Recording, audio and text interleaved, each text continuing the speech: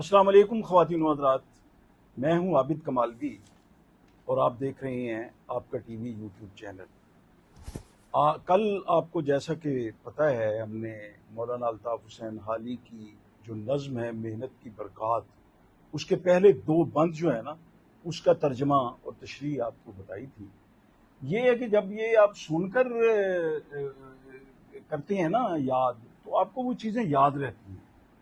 تو زیادہ وہ کتاب دیکھنے کی جو آپ مطلب ایک ہوتا ہے کہ کتاب تک آپ رسائی کریں گے، موٹی کتاب دیکھیں گے، لیکن یہ آپ سن رہے ہوتے ہیں تو چیزیں آپ کے ذہن میں بیٹھ رہی ہوتی ہیں۔ تو آج ہم نے 3 بند جو ہے نا، وہ آخری 3 بند، پوری نظم مکمل ہو جائے گی محنت کی برکات مولانا الطاف حسین حالی کی۔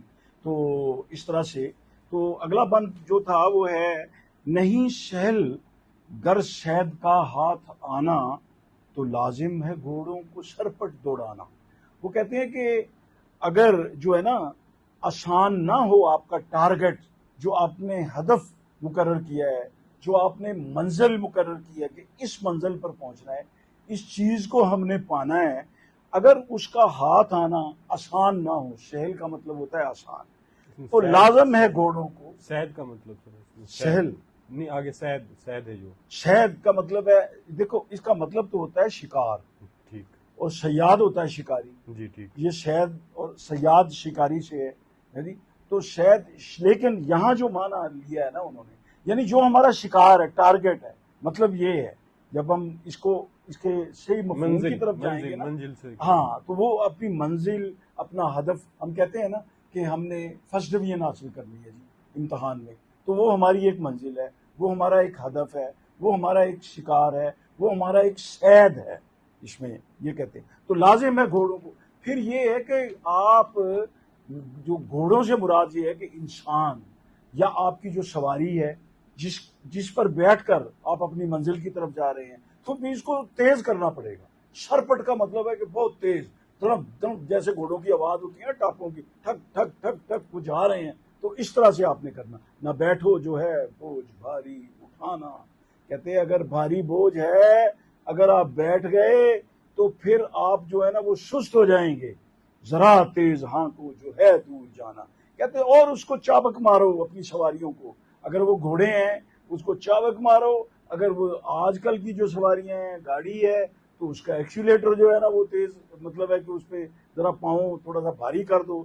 زمانہ اگر ہم سے زور آزما ہے تو وقت ہے عزیزو یہی زور کا ہے۔ کہتے ہیں ہم نے زمانے کی رفتار کے ساتھ چلنا ہے، اور زمانہ ہمارے ساتھ زور آزما ہے، ہمارے ساتھ یعنی ایسے چیلنجز ہیں، آپ کو ہاں بہت سے چیلنج کر رہے ہیں کہ آؤ آؤ دوڑو دوڑو زمانہ چال قیامت کی چل گیا۔ شاعروں نے اور بھی بہت کچھ لکھا ہے اس پہ، کہ وہ منیر نیازی اردو اور پنجابی کے شاعر تھے، آپ کے سلیبس میں بھی ان کی چیزیں ہیں، ہمارے نصابی جو کتابیں ہیں ان میں ہیں۔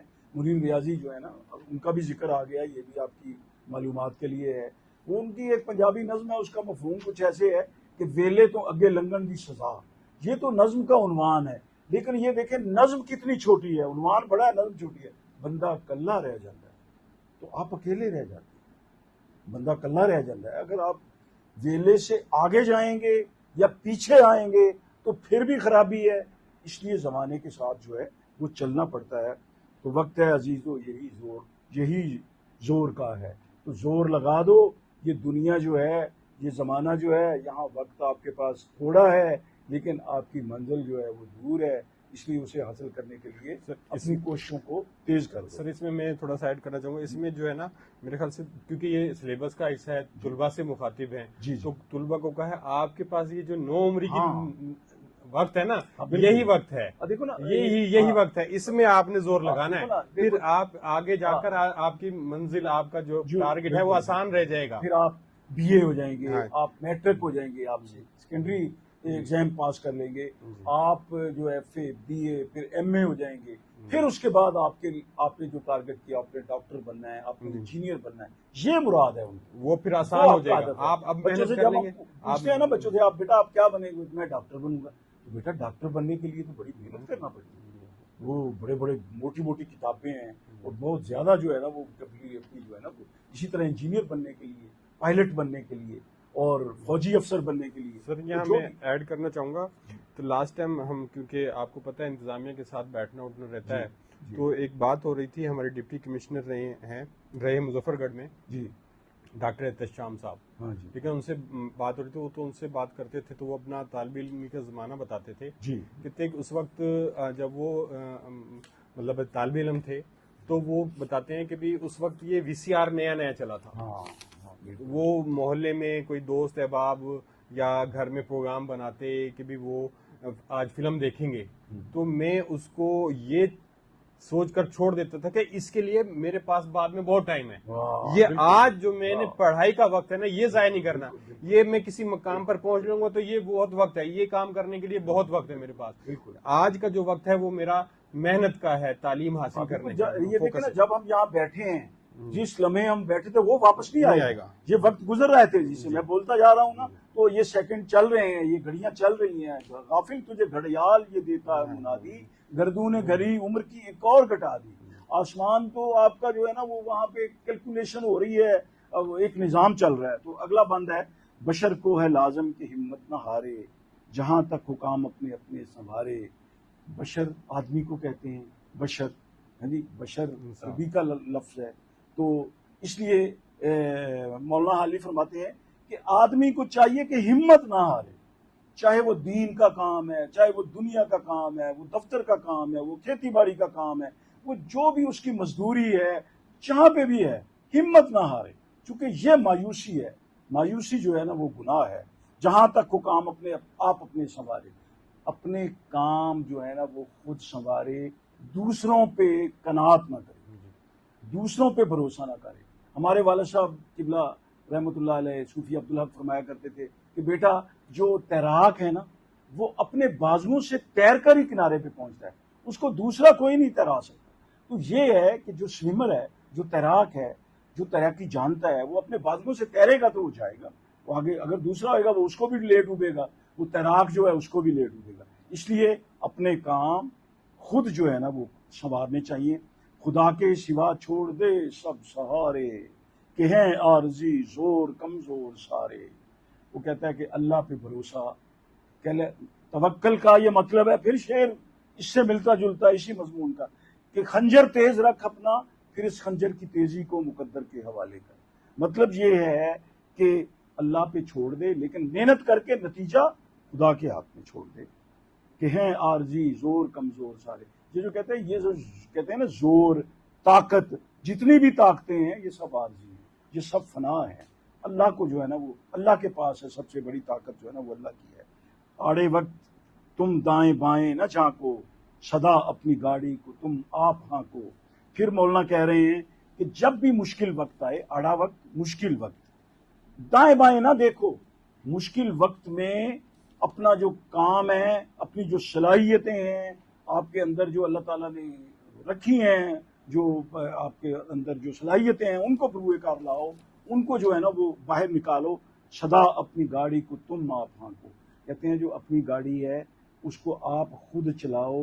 اگر دوسرے کے بھروسے پہ رہو گے تو وہ گاڑی کو یا تو خراب کر دے گا یا آپ کو راستے میں چھوڑ دے گا. آپ خود چلا رہے ہیں, آپ کو خود پتہ ہے کہ اگر سواری جانور کی شکل میں ہے کہ وہ بھوکا ہے, پیاسا ہے, اس کو پیاس لگی ہے, بھوک ہے, اس کا بھی آپ خیال کریں گے. آپ کی اپنی چیز ہے, آپ اس کا جتنا خیال کر سکتے ہیں وہ دوسرا نہیں کر سکتا. اس میں کروں گا جی, آڑے وقت میں دائیں بائیں نہ جھانکوں سے مراد یہ بھی ہے کہ آپ سہارے نہ تلاش کریں, ادھر نہ دیکھیں میری کوئی مدد کرے گا.